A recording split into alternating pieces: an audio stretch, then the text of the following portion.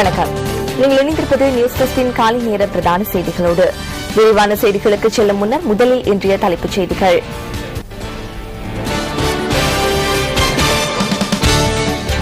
தமிழீழ விடுதலை புலிகள் அமைப்பின் புனர்வாழ்வளிக்கப்பட்ட 75 முன்னாள் உறுப்பினர்கள் சமூகமயப்படுத்தப்பட உள்ளனர். பேக்கோ இயந்திரத்தை பயன்படுத்தி மாணிக்க கற்களை அகழ்வதற்கு அனுமதி வழங்குவதற்கு அரசாங்கம் தீர்மானித்துள்ளது. ஈரானில் அண்மையில் நடைபெற்ற பாராளுமன்ற தேர்தல்களுக்கு பின்னர் புதிய பாராளுமன்றத்தின் முதலாவது கூட்டத்தொடர் நேற்றைய தினம் நடைபெற்றுள்ளது.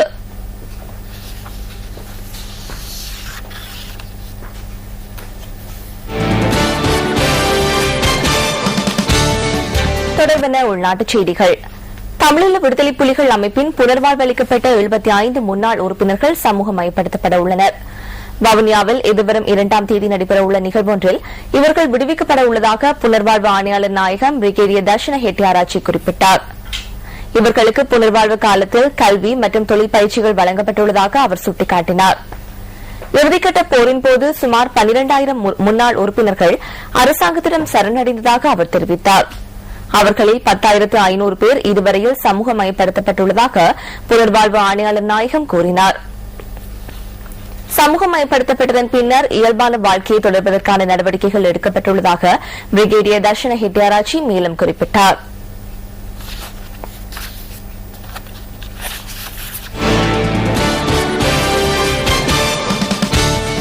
பேக்கோ இயந்திரத்தை பயன்படுத்தி மாணிக்க கற்களை அகழ்வதற்கு அனுமதி வழங்குவதற்கு அரசாங்கம் தீர்மானித்துள்ளது. எவ்வாறாயினும் அதற்கு இரத்னக்கல் மற்றும் தங்காபரண அதிகார சபையின் அனுமதி பெற்றுக் கொள்ளப்பட வேண்டும் என அதிகார சபையின் பணிப்பாளர் நிமல் பண்டார தெரிவித்துள்ளார். மரபு ரீதியான முறையில் மாணிக்கக்கல் அகழ்வை மேற்கொள்வதனை மட்டுப்படுத்தும் நோக்கில் இந்த நடவடிக்கை எடுக்கப்படுவதாக அவர் குறிப்பிட்டார்.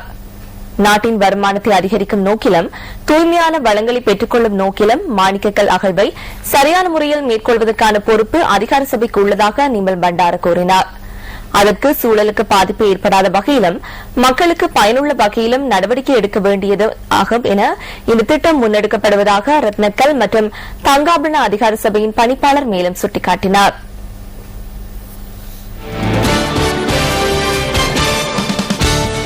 தேசிய பொசன் வாரம் அறிவிக்கப்பட்டுள்ளது.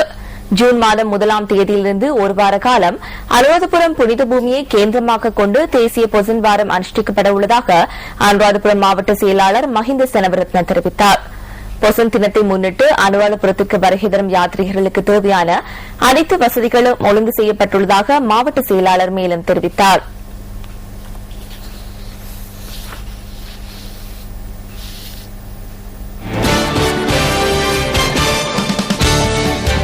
இந்தியாவின் சென்னை விமான நிலையத்தில் இலங்கையர் ஒருவர் உயிரிழந்துள்ளார்.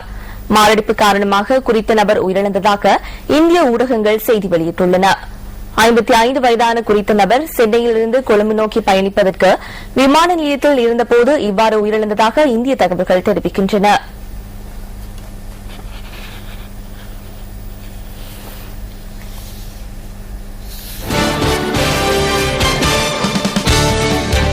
பொசன் காலத்தில் நீர்த்தேக்கங்களில் நீராடுவது தொடர்பில் அவதானத்துடன் செயற்பட வேண்டும் என இலங்கை உயிர் பாதுகாப்பு பிரிவு தெரிவிக்கின்றது. ஆழமான நீர்த்தேக்கங்களில் நீராடுவது தொடர்பில் உயிர் பாதுகாப்பு உத்தியோகத்தர்களின் ஆலோசனைகளை பின்பற்றுமாறு பிரிவின் செயலாளர் பிரதி போலீஸ் அத்தியட்சகர் HL சூலஸ்ரீ குறிப்பிட்டுள்ளார். பொசன் காலத்தில் அனுராதபுரம் உள்ளிட்ட பல்வேறு பகுதிகளுக்கும் யாத்திரை செல்லும் பக்தர்கள் கவனத்துடன் இருக்க வேண்டும் என அவர் தெரிவித்தார். பொலனர்வை, தம்பிள்ளை மற்றும் அனுராதபுரம் போன்ற பகுதிகளில் 150 உயிர் பாதுகாப்பு உத்தியோகத்தர்கள் கடமையில் ஈடுபடுத்தப்பட்டுள்ளனர். அத்துடன் இந்த குழுவில் நூற்றுக்கணக்கான பாடசாலை மாணவர்களும் இணைத்துக் கொள்ளப்பட்டுள்ளதாக பிரிவின் செயலாளர் குறிப்பிட்டார்.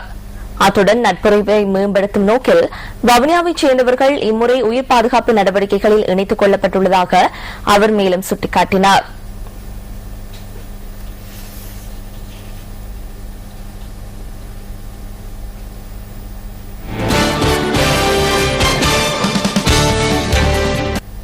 இலங்கைக்கு சொந்தமான மஹபொல்லா எனும் கப்பல் தென்னாப்பிரிக்காவில் சர்வதேச போக்குவரத்து சம்மேளனத்தினால் கைப்பற்றப்பட்டுள்ளது. 25 ஊழியர்களுடன் கடந்த 17ஆம் தேதி கைப்பற்றப்பட்ட குறித்த கப்பல் தற்போது தென்னாப்பிரிக்காவின் டர்பன் துறைமுகத்திற்கு கொண்டு செல்லப்பட்டுள்ளதாக இலங்கை கடற்படை கூட்டுத்தாபனத்தின் இணைப்பதிகாரி சுனில் ஒபடகே தெரிவித்தார். அரசாங்கத்திற்கு சொந்தமான இந்த கப்பல் தனியார் நிறுவனம் ஒன்றிற்கு நீண்டகால குத்தகை அடிப்படையில் வழங்கப்பட்டுள்ளதாக தெரிவிக்கப்படுகின்றது. குறித்த தனியார் நிறுவனத்தினால் ஊழியர்களுக்கான சம்பளம் உரிய முறையில் வழங்கப்படாமை கப்பல் கைப்பற்றப்பட்டமைக்கான காரணம் என அவர் குறிப்பிட்டார்.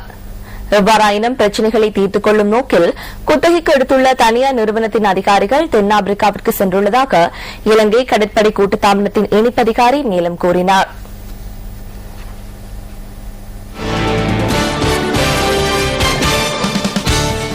மக்களின் அடிப்படை தேவைகள் பூர்த்தி செய்து கொடுக்கப்படாத பட்சத்தில் பிரதேசத்தின் அபிவிருத்திக்குரிய பங்கு உரிய முறையில் நடைபெறாது. புத்தளத்தில் ஆராய்ச்சிக்கட்டு பிரதேசத்தில் உள்ள வீதி புனரமைக்கப்படாமையினால் அந்த பகுதி மக்கள் சிரமப்படுவதாக தெரிவிக்கின்றனர். புத்தளம் ஆராய்ச்சிக்கட்டு பிரதேச சபைக்கு உட்பட்ட தாராக்குடி வில்லு வீதி மிகவும் சேதமடைந்து காணப்படுவதாக பிரதேச மக்கள் சுட்டிக்காட்டுகின்றனர். புத்தளம் தாராக்குடி வில்லிலிருந்து பாடசாலை செல்லும் வீதியை இவ்வாறு பயணிக்க முடியாத வகையில் சேதமடைந்துள்ளது. குறித்த வீதியானது செம்மண் வீதி என்பதனால் மழை காலங்களில் சேறும் சகதியாகவும் வெயில் காலங்களில் தூசியாகவும் காணப்படுவதாக அவர்கள் குறிப்பிடுகின்றனர். நான் இந்த ஸ்கூல்ல ஏலவல் படிக்கிறேன். நான் ஆரம்ப காலத்திலேருந்து இந்த ஸ்கூலுக்கு வார காலத்திலேருந்து இந்த பாதை இப்படித்தான் இருக்குது. குன்றும் குழியுமாக உரிய அதிகாரிகள் வராங்க, செஞ்சுதான்னு சொல்றாங்க, ஆனா செய்யறது இல்லை. சுமார் 1 கிலோமீட்டர் தூரம் நாங்க பாடசாலைக்கு நடக்க வேண்டியிருக்குது. மழை காலம் வர நேரத்துல ஒவ்வொரு நாளும் உடுப்பு கழுவ வேண்டியாக இருக்குது.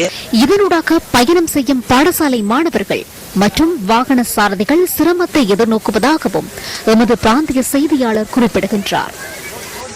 பல காலங்களாக பல வருடங்களாக இந்த பாதை சீரற்ற நிலைமையில இருக்குது.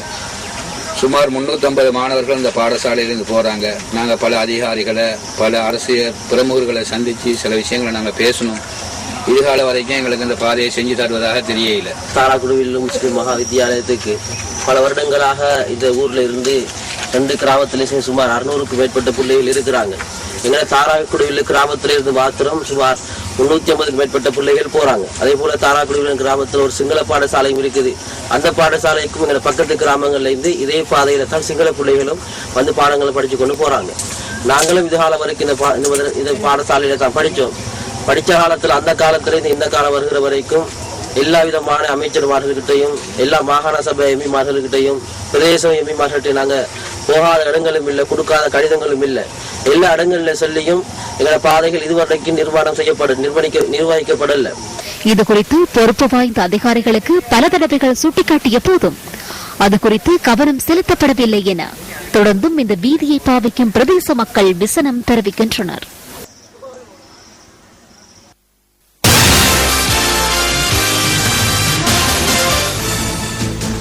இலங்கை மத்திய வங்கி வெளியிட்டுள்ள நாணய மாற்று விகிதம் தொடர்பான தகவல்களை சுமந்து வரும் பிஸ்வஸ் தொகுப்பு அடுத்து.